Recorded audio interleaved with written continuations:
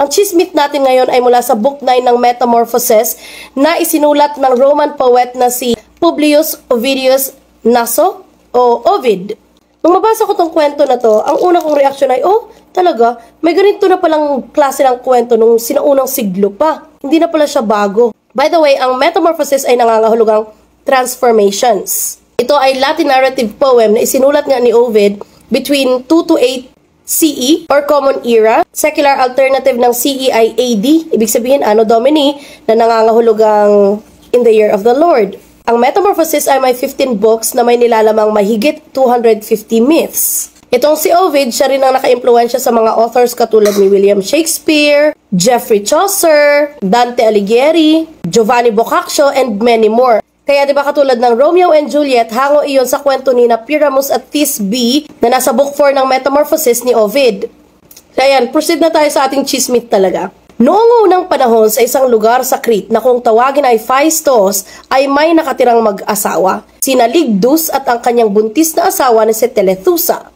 Nung malapit ng mga anak itong si Telethusa, sabi ni Ligdus, "Oy Telethusa, siguraduhin mo lang na kapag nanganak ka, lalaki. Ayoko ng babae. Alam mo namang mahirap lang tayo. Hindi natin afford ang dowry." Sa ancient Roman culture pala kasi, kapag kinasal ang babae, ang family ng bride ang magbibigay at magpo-provide ng dowry at hindi yung pamilya ng lalaki o ng groom. Itong si Ligdus, inilarawan ni Ovid bilang isang tatay na may strong sense of social expectations and practicality, na impluwensya ng kanyang values and behaviors sa societal pressures and economic concerns. Ganun. Kaya sabi ni Ligdus, "Tandaan mo, Telethusa, na kapag babae yan, kailangan nating syogbakin. Magdadala lang ng hirap sa atin yan eh. Tsaka baka kung ano pang sabihin ng ibang tao sa atin." Nag-react itong si Telethusa at sabi niya, "Ikaw naman, hindi pa nga isinisilang. Gusto mo ng, syogbakin. Tsaka kung babae man ito, bakit natin siya syogbakin? Nung ginagawa natin to, nagpakasarap tayo, tapos nung naandyan na, gusto mo nang mawala." Sabi ni Ligdus, "Basta Telethusa, kapag talaga babae yan, kung ayaw mong syogbakin, edi iwanan na lang natin kung saan. Basta, hindi ako magpapalaki ng babae." So ilang araw bago manganak itong si Telethusa, sobra na yung takot niya at yung kaba niya. Ang dami na niyang what ifs. Hanggang sa isang gabi na naginip siya. Sa panaginip niya ay hinome visit siya ng isang Egyptian goddess na si Isis. Si Isis ay ang goddess of magic, fertility, childbirth, and motherhood. Kasama nitong si Isis, sina Bastet, the goddess of home, fertility, and childbirth. Si Harpocrates, na god of silence, secrecy, and confidentiality. Kasama rin ang mga Egyptian serpents na associated sa darkness, chaos, and evil forces. Sabi ni Isis kay Telethusa, "O Telethusa, kahit anong mangyari at kahit ano pa mang kasarian ng batang yan, buhayin mo pa rin. Huwag kang makikinig sa asawa mo na yan kay nabuang na. Huwag kang mag-alala. Andito lang kami." Dahil dito, mas lumakas ang loob ni Telethusa na bubuhayin nga talaga niya ang bata. Kaya ang ginawa niya, in-instruct na niya yung kumadrona. Sabi niya, "Please, kung sakali mang babae ang lumabas sa aking petchay, sabihin mo sa asawa ko na lalaki. Tulungan mo ako na itago sa kanya ang katotohanan kung sakaling babae yan." At nag-agree naman yung kumadrona. Sabi niya, "Walang problema. Basta, ang goal lang natin dito ay maprotektahan yung bata." Para hindi mabuking ni Ligdus itong si Telethusa, ay naging extra careful siya. Pinangalanan niya ang bata ng Iphis. Dinamitan niya ng panlalaki, ginupitan niya ng panlalaki, yung mga laruan, yung kilos, yung pananalita, lahat ay parang sa isang tunay na lalaki.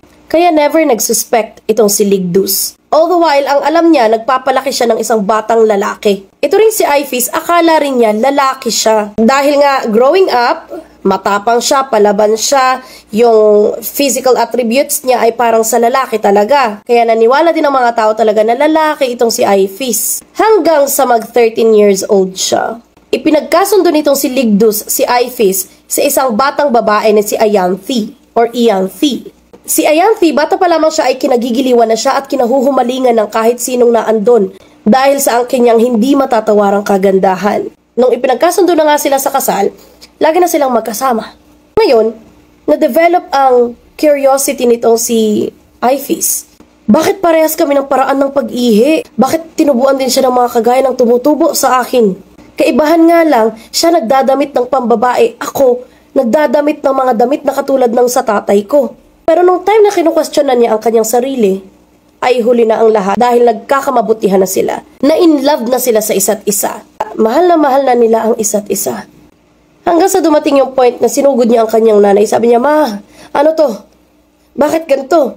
Alam ko na ang totoo. Kakasal na ako't lahat-lahat pero wala pa rin nakakaalam na babae talaga ako. Paano kung malaman ni tatay ang totoo, di papatayin ako? Paano kung malaman ng mga tao ang tungkol sa tunay kong kasarian? Di kamumuhian ako. Paano kung malaman ito ni Ayanthi? Iiwanan niya ako? Nagmamahalan kami, Ma. At kung ano man yung nararamdaman namin para sa isa't isa ay totoo yun. Alam ko naman na kapag nalaman niyang babae ako, kakalas na siya sa relasyon namin kasi ayaw niya ng ganon. Hindi siya pumapatol sa kapwa niya babae." Samantala itong si Ayanthi, sabik na siya na ikasal dito kay Ifis dahil nga sa paniniwala niya na lalaki ito. So ilang araw na hindi nagpakita si Ifis, namundok siya ganyan para magkaroon ng peace of mind. Tapos nung hindi na niya makayanan ay sinumbatanan niya si Juno. Si Juno sa Greek mythology ay si Hera. Sabi niya, "Protector ka ba talaga ng mga babae? Bakit mo hinayaang mangyari ito sa akin? Napakalupit mo naman, Juno. Isipin mo naman, ang bakang babae nga hindi naman naghahanap ng kapwa niya babae. Ang mare na babaeng kabayo, ang hanap ay lalaking kabayo. Ang doe na female deer, ang hanap ay stag. At hindi naman babae. Ang mga ibon kapag nag-plok-plok sila, babae at lalaki yan. Sa animal world, wala namang babaeng animal ang naghahanap ng kapwa niya babae para maka-plokis. Wala sa kanila ang nakakaramdam ng pagnanasa sa kapwa nila babae. Pero bakit ako?" Itong si Telethusa na nanay nga ni Ifis, narinig niya ang lahat ng sinabi ni Ifis. So gumawa siya ng paraan para sana itigil yung kasal. Pero nagalit itong si Ligdus, sabi niya, "Ihibang ka na ba? Ano na namang dahilan mo? Ayaw mo ba ng manugang? Ayaw mo ba na magkaroon na ng asawa ang anak mo? Nasa tamang edad na siya. Ilang taon na yung anak mo? Huwag mo naman siyang ituring na oversized toddler.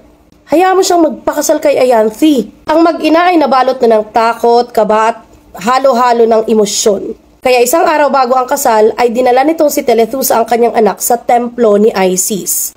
Remember, itong si Isis ay isa sa mga nag-home visit nung nagbubuntis pa lang itong si Telethusa. So nagmakaawa itong si Telethusa, sabi niya, "Isis, di ba sabi mo poprotektahan mo kaming mag-ina?" Ito namang si Ifis ay nag-alay ng ritual para i-please si Isis. Sabi niya, "Nagmamakaawa ako sa iyo, tulungan mo naman ako. Ngayon ko higit kailangan ang divine intervention mo. Gusto ko maayos ang pamilya ko at yung pamilyang bubuuhin ko. Ayokong makakreate ng eskandalo dito sa lugar namin. At ayoko rin namang saktan ang babaeng mahal ko. Sana i-transform mo ako bilang isang tunay na lalaki para hindi ko na i-reveal ang tungkol sa tunay kong kasarian sa kahit sino, lalo na kay Ayanthi." Gabi bago ang kasal ni Ayanthi at Ifis ay hindi siya makatulog. Pero sabi niya, "Bahala na kung anong mangyayari bukas." Pero nagising siya bigla nang makaramdam siya ng sobrang lamig doon sa kwarto niya. So nagising siya, tinihila niya yung kumot. At nagulat siya dahil nung hinihila niya yung kumot, pinakita siyang nakatayo. So sabi niya, "Ano yung nakatayo na yan?" Hinila niya ngayon. At siya ang nasaktan. Parang ang bagay na iyon ay nakadikit na sa anes niya. Sa gulat niya ay bigla siyang napatayo at nung pagtingin niya sa baba niya ay may nakatayo na Egyptian serpent na kagaya nito. Pero imbes na matakot siya sa Egyptian serpent na nakita niya, dali-dali siyang tumakbo sa kanyang nanay at sabi niya, "Ma! Ma! Look!" Nalaki yung mata ng nanay niya at sabi niya, "Ifis, is that authentic?" Sabi ni Ifis. "Confirmed, Ma." In short, nagpakasal itong sina Ifis at Ayanthi ng masayang-masaya. Nagkaroon sila ng happy wedding at namuhay sila ng happily ever after. So nagkaroon nga sila ng happily ever after, masaya naman ang kanilang pagsasama at lalo silang blines ng mga gods and goddesses dahil naging mabuti naman silang ama at ina sa kanilang mga anak. By the way ha, ito ay Roman mythology, hindi siya Greek mythology. Again ha, itong version na ito ay galing sa book 9 ng Metamorphosis ni Ovid. At ng version ko, charing.